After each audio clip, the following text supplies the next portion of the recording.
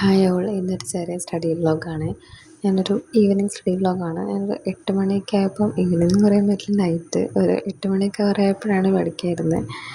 എന്നിട്ട് ഞാൻ കുറച്ച് ദിവസമായിട്ട് എൻ്റെ സ്റ്റഡീസൊക്കെ ഒന്ന് സ്റ്റക്കായിട്ട് നിൽക്കുമായിരുന്നു. ഞാൻ ഒന്നും പഠിക്കുന്നുണ്ടായിരുന്നില്ല, കുറച്ച് തിരക്കൊക്കെ ആയിട്ട് ഇങ്ങനെ പിന്നെ റീസ്റ്റാർട്ട് ചെയ്തൊന്ന് എടുത്തതാണ്. അപ്പോൾ എന്ത് പഠിക്കണം എന്നൊരു ഐഡിയ ഉണ്ടായിരുന്നില്ല. ഇങ്ങനെ എന്തെങ്കിലുമൊക്കെ പഠിക്കാമെന്ന് പറഞ്ഞാൽ അങ്ങനെ വന്നിരുന്നതാണ്.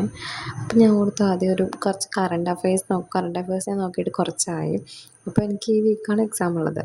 അപ്പോൾ ഞാൻ ഓർത്തു ആദ്യം തന്നെ കുറച്ച് കറണ്ട് അഫയേഴ്സ് നോക്കാമെന്ന് പറഞ്ഞാൽ എൻ്റെ അടുത്തൊരു PDF ഉണ്ടായിരുന്നു. ഞാൻ ട്രൂ ടേൺ എന്ന് പറഞ്ഞിട്ടുള്ളൊരു ടെലിഗ്രാം ചാനലും കുറച്ച് ടെലിഗ്രാം ചാനൽ ഞാൻ ഫോളോ ചെയ്യുന്നുണ്ട് കറണ്ട് അഫയേഴ്സിന് വേണ്ടിയിട്ട്.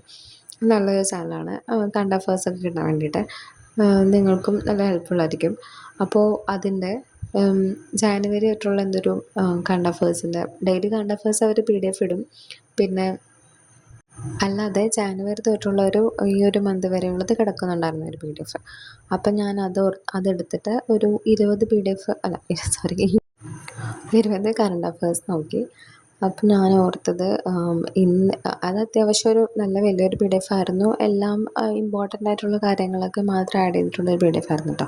അപ്പോൾ ഞാൻ ഓർത്തു അതിൽ കുറച്ച് ഇപ്പം എല്ലാം കൂടെ നോക്കിയാൽ നമുക്ക് ഓർത്തിരിക്കില്ലല്ലോ, അതുകൊണ്ട് ഒരു 20 എണ്ണം ആദ്യം നോക്കാമെന്ന് പറഞ്ഞിട്ട് അങ്ങനെ നോക്കി. അതിൻ്റെ നോട്ട് ചെയ്ത് വെച്ചു. എന്ന് വെച്ചാൽ പിന്നെ എനിക്ക് നോട്ട് ചെയ്ത് വെക്കുമ്പോൾ പിന്നെ നമ്മൾ എഴുതാൻ കൂടി ചെയ്യുമ്പോൾ കുറച്ചും കൂടെ ഓർമ്മ ഉണ്ടാവുമല്ലോ. പിന്നെ എനിക്ക് ഈ ബുക്ക് എടുത്ത് നോക്കിയാൽ മതിയല്ലോ. പിന്നെ നമുക്ക് ഇതിൽ കിടക്കുവാണെങ്കിൽ പിന്നെ നമുക്ക് നോക്കാൻ ബുദ്ധിമുട്ടായതുകൊണ്ട് ഞാനങ്ങനെ റൈറ്റ് ഡൗൺ ചെയ്ത് വെച്ചത്. അപ്പോൾ ഞാൻ ഓർത്ത് ഇനിയിപ്പോൾ ഒരു ഡെയിലി 20 കറണ്ട് അഫയേഴ്സ് വെച്ചിട്ട് നോക്കാമെന്നുള്ള രീതിക്കാണ് ഇപ്പോൾ പ്ലാൻ ചെയ്തിരിക്കുന്നത്.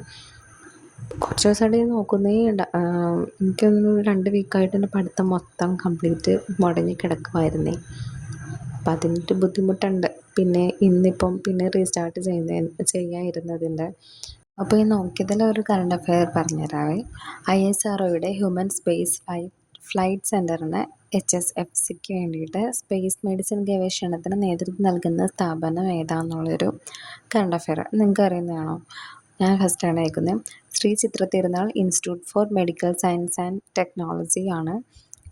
ഇത് ഗഗൻയാൻ, ഭാരതീയ അന്താരാഷ്ട്ര സ്റ്റേഷൻ തുടങ്ങിയ ബഹിരാകാശ ദൗത്യങ്ങളിലെ സഞ്ചാരികളുടെ ആരോഗ്യ സംരക്ഷണത്തിനായിട്ടുള്ള ഉപകരണങ്ങളും മെഡിക്കൽ കിറ്റൊക്കെ വികസിപ്പിക്കുന്നതാണ് ഇതിൻ്റെ ഒരു ലക്ഷ്യം എന്ന് പറയുന്നത്. ഈ ഒരു ശ്രീ ചിത്ര തിരുനാൾ institute four medical science and technology സ്ഥിതി ചെയ്യുന്നത് ട്രിവാൻഡ്രത്താണ്. പിന്നെ ഞാൻ ഈ കേരള നവോത്ഥാന വനിതകൾ എന്ന് പറഞ്ഞിട്ടുള്ളൊരു ടോപ്പിക്ക് നോക്കി. അതും ഇമ്പോർട്ടൻ്റ് ആയിട്ടുള്ള ടോപ്പിക്കാണ്. കുറേ ക്വസ്റ്റ്യൻസൊക്കെ വരുന്ന ഒരു പോർഷനാണെന്ന് പറഞ്ഞു. അപ്പോൾ ഞാൻ ആ ഒരു പോർഷനും കൂടെ നോക്കിയേക്കാമെന്ന് പറഞ്ഞിട്ട് അത് നോക്കി.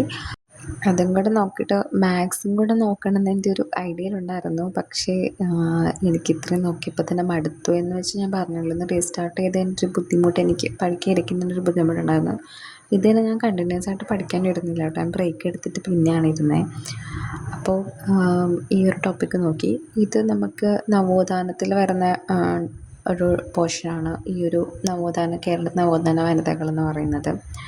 ഇതിൽ ഇമ്പോർട്ടൻ്റ് ആയിട്ട് വരുന്നവർ എന്ന് പറഞ്ഞാൽ AV കുട്ടിമാളു അമ്മ, അക്കമ്മ ചെറിയാൻ, അന്ന ചാണ്ടി ഇവരൊക്കെയാണ്.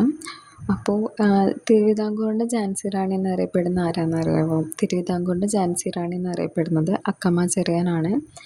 അതേപോലെ അന്ന ചാണ്ടീനെ പറ്റി പറയാനാണെങ്കിൽ കേരളത്തിൽ നിന്ന് ആദ്യമായിട്ട് നിയമബിരുദം നേടിയിട്ടുള്ള ആദ്യ വനിതയാണ് അന്ന ചാണ്ടി. അതേപോലെ ജില്ലാ കോടതിയിൽ ജഡ്ജിയായിട്ടുള്ള ആദ്യ വനിതയും അന്ന ചാണ്ടി തന്നെയാണ്. ഹൈക്കോടതി ജഡ്ജിയായിട്ടുള്ളതും ആദ്യ വനിതയും അന്ന ചാണ്ടിയാണ്. അന്ന ചാണ്ടിയുടെ ആത്മകഥയാണ് ആത്മകഥ എന്ന് പറയുന്നത്. പിന്നെ ഉള്ളത് ലളിതാംബിക അന്തർജനം, അഗ്നിസാക്ഷി. ലളിതാംബിക അന്തർജനത്തിൻ്റെ ആദ്യ നോവലാണല്ലോ അഗ്നിസാക്ഷി. അതൊക്കെ നമുക്കറിയുന്നതാണ്. പിന്നെ ആനി മസ്ക്രീനെ പറ്റി പറയാനുള്ളത് കേരളത്തിൻ്റെ ഝാൻസി റാണി എന്നറിയപ്പെടുന്നത് ആനി മസ്ക്രീനാണ്. അപ്പോൾ ഇവരൊക്കെയാണ് കേരളത്തിൻ്റെ നവോത്ഥാന നായികൾ എന്ന് പറയുന്നത്. പിന്നെ നമുക്ക് KR ഗൗരി അമ്മയും കുറച്ച് പേരൊക്കെ ഉണ്ട്, ഞാൻ എല്ലാവരുടെയും പറയുന്നില്ല. പിന്നെ മെയിനായിട്ട് പറയുന്നത് മേരി പുന്നൽ ലൂക്കോസ് എന്ന് പറഞ്ഞിട്ടുള്ള ആദ്യ വനിതാ സർജനാണ്. കേരളത്തിലെ ആദ്യ വനിതാ സർജനാണ്. ഇന്ത്യയിലെ ആദ്യ സർജൻ ജനറലുമാണ് ഈ മേരി പുന്നൽ ലൂക്കോസ്. അപ്പോൾ ഇത്രയൊക്കെയാണ് ഞാനിന്ന് നോക്കിയത്. ഈ 2 ടോപ്പിക്കാണ് ഞാൻ നോക്കിയത്. കറണ്ട് അഫയേഴ്സും ഇത് മാത്രമേ ഞാൻ നോക്കിയിട്ടുള്ളൂ മൊത്തത്തിൽ. അപ്പോൾ ഇന്ന് ഇത്രയുള്ള.